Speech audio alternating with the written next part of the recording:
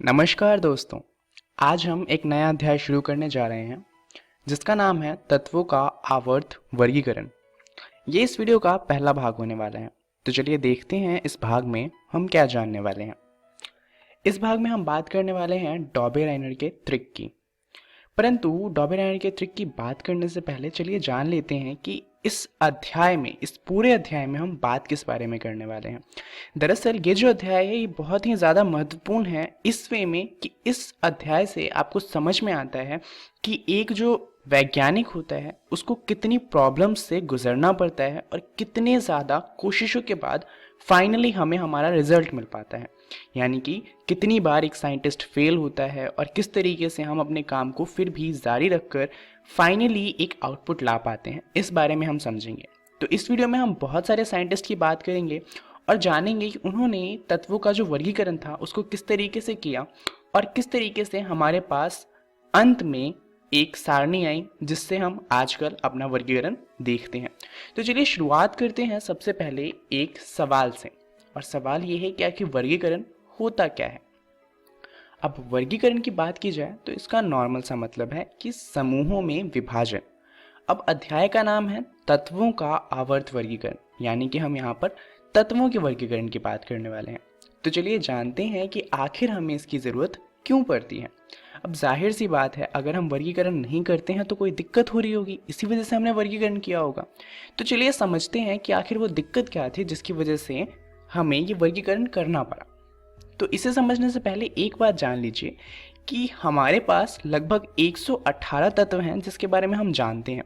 हो सकता है कि इससे ज़्यादा तत्व भी धरती पर हों, परंतु अब तक 118 तत्व ऐसे हैं जिसके बारे में हम जानते हैं। अब साइंस में तो हम क्या करते हैं, हमारे आसपास जितनी भी चीज़ें हैं उन सब के बारे में हमें पता होना चाहिए। तो चलिए इसी बात पर यहाँ पर कुछ एटम्स रखे हुए हैं, यानी कि कुछ परमाणु रखे हुए हैं। अब यहाँ पर आपको इन सब के बारे में पढ़ना है। तो क्या आप इन सब के बारे में सारी चीज़ें याद कर सकते हैं? बहुत कठिन होगा ना। यहाँ पर जितने भी परमाणु हैं उन सबका एक परमाणु द्रव्यमान होगा, सबका एक परमाणु क्रमांक होगा, और वो किस तत्व से किस तरह से अभिक्रिया करते हैं ये सब याद करना तो लगभग नामुमकिन है। और जबकि यहाँ पर तो सारे तत्व लिखे भी नहीं हैं, यहाँ पर बहुत कम तत्व लिखे हुए हैं। तो इसका उत्तर क्या है, आखिर हम इन्हें किस तरीके से ऐसे रखें कि हम इन सब के बारे में पढ़ सकें। दरअसल इसके बारे में सबसे पहले सोचा था डॉबे-राइनर ने।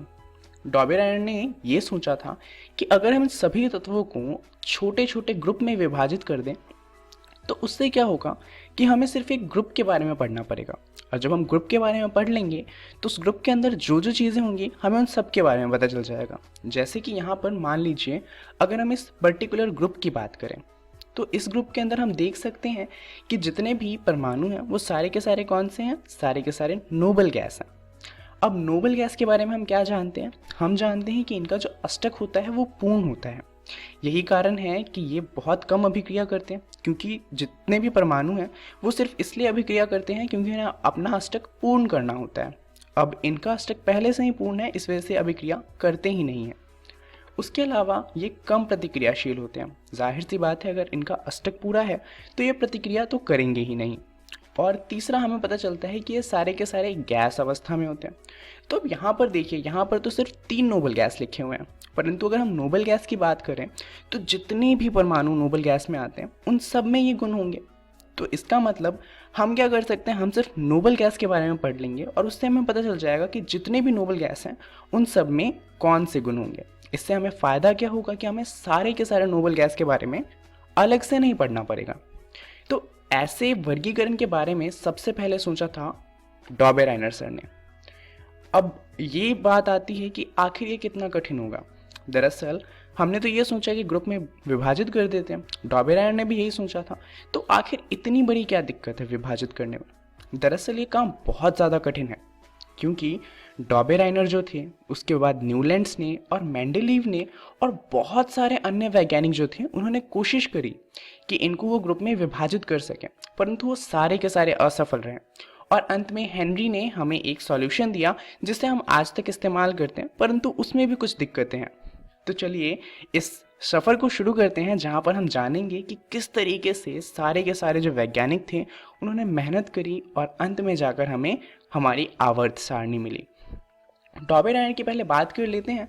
तो इनका पूरा नाम है यूहान वुल्फगांग डॉबे आइनर। दरअसल ये यूके की प्रोनाउंसिएशन है।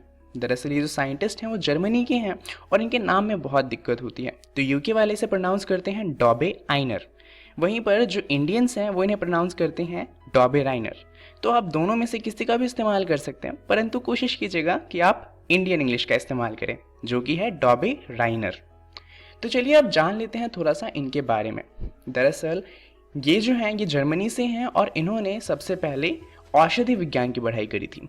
बाद में इन्होंने अपनी फील्ड चेंज करी और इन्होंने रसायन शास्त्र पढ़ना स्टार्ट किया। उसके बाद ये इसके प्रोफेसर बन गए थे और इन्होंने सबसे पहले हमें बताया कि जो प्लैटिनम है वो एक उत्प्रेरक के रूप में भी काम करता है। परंतु इनकी जिस खोज के बारे में हमें पढ़ना है वो है कि इन्होंने समांतरिक की खोज करी थी। तब यहाँ पर सवाल ये आता है कि आखिर ये समांतरिक क्या है और इसे हम समांतरिक क्यों कहते हैं। तो चलिए समझते हैं। दरअसल डॉबे राइनर ने जितने भी तत्व थे उनको 3-3 के समूह में बांटा। अब हमने यही बात करी थी कि हमें एक ग्रुप में विभाजित करना है, तो इन्होंने 3-3 का ग्रुप बनाया और उन्होंने इस समूह को त्रिक कहा। अब जैसा कि आप देख सकते हैं यहाँ पर 3-3 ग्रुप में बांटा है, यानी कि हर एक ग्रुप में 3 एटम होते हैं। तो जो त्रिक है उन्होंने इस वजह से इसे त्रिक कहा और इसीलिए इसे हम डॉबे राइनर के त्रिक के नाम से जानते हैं। दरअसल उन्होंने ऐसे 3 त्रिक ढूंढे। पहला था लिथियम, सोडियम और पोटेशियम का, दूसरा था कैल्शियम, स्ट्रोंटियम और बेरियम का, और तीसरा था क्लोरीन, ब्रोमीन और आयोडीन का। अब डॉबे राइनर ने हमें इन तत्वों के बारे में और भी चीज़ें बताई, जैसे कि उन्होंने ये बताया कि जो इनके तत्व लिखे हुए हैं ये परमाणु द्रव्यमान के आरोही क्रम में लिखे हैं। इसका मतलब क्या है कि जैसे इनका पहला जो ग्रुप है वो है लिथियम, सोडियम और पोटेशियम का, तो इसमें लिथियम का परमाणु द्रव्यमान सबसे कम होगा, उससे ज़्यादा होगा सोडियम का और उससे ज़्यादा होगा पोटेशियम का। और उन्होंने साथ में ये भी बताया कि जो बीच में परमाणु रखा हुआ है उसका परमाणु द्रव्यमान पहले और तीसरे के लगभग औसत होगा। उसके अलावा उन्होंने ये बताया कि जो ग्रुप बनाए हुए हैं उसमें जितने भी तत्व हैं उन सबके रासायनिक गुण समान हैं, जैसे कि लिथियम, सोडियम और पोटेशियम तीनों ही बहुत ज़्यादा अभिक्रियाशील होते हैं और तीनों ही धातु हैं, तो इनके गुण समान थे। अब चलिए देख लेते हैं कि क्या ये जो इन्होंने ये कहा कि ये औसत होता है ये सही है या नहीं है। तो अगर हम लिथियम का परमाणु द्रव्यमान देखें तो वो होता है 6.9, वहीं पर पोटेशियम का होता है 39.0। अब हम इन दोनों का औसत निकालें तो वो लगभग 23 के बराबर आता है, तो यहाँ पर भी ये सही थे। चलिए इनके बाकी के ट्रिक के बारे में भी देख लेते हैं। अगर हम क्लोरीन और ब्रोमीन एंड आयोडीन की बात करें तो यहाँ पर क्लोरीन का जो एटॉमिक मास यानी कि परमाणु द्रव्यमान होता है वो होता है लगभग 40 और आयोडीन का होता है लगभग 137। अब चलिए थोड़ी सी मैथ्स लगाते हैं, यहाँ पर इन दोनों का औसत निकाल कर देखते हैं।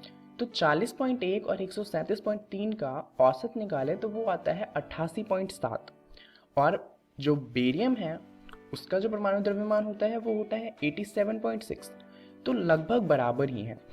उसके अलावा अगर हम बात करें इनके दूसरे त्रिक की जो कि है लिथियम, सोडियम और पोटेशियम का, तो यहाँ पर इनका परमाणु द्रव्यमान होता है 6.9, 23 और 39 रिस्पेक्टिवली। तो अगर यहाँ पर हम थोड़ी सी मैथ्स और लगाते हैं तो यहाँ पर हमारे पास एवरेज आता है 22.95, जो कि लगभग 23 के बराबर है। तो यहाँ पर इन्होंने ऐसे 3 त्रिक ढूंढे और उसके बारे में हमें बताया। तो इस वीडियो के लिए इतना ही, जहाँ पर हमने जाना डॉबे राइनर के ट्रिक के बारे में।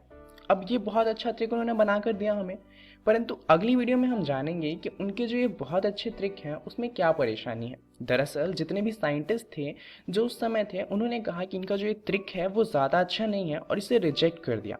तो चलिए जानेंगे अगली वीडियो में कि आखिर उसे रिजेक्ट क्यों किया गया। अगली वीडियो में हम बात करने वाले हैं डॉबे राइनर के ट्रिक के लिमिटेशंस की, और साथ में हम जानेंगे जब डॉबे राइनर का ये जो ट्रिक था वो फेल हो गया तो न्यूलैंड्स नाम के नए साइंटिस्ट ने डॉबे राइनर के काम को आगे बढ़ाया और उनसे एक अच्छा टेबल बना कर दिया जिसका नाम था न्यूलैंड का अष्टक सिद्धांत। तो इसके बारे में भी हम अगली वीडियो में बात करेंगे। इस वीडियो के लिए इतना ही, धन्यवाद।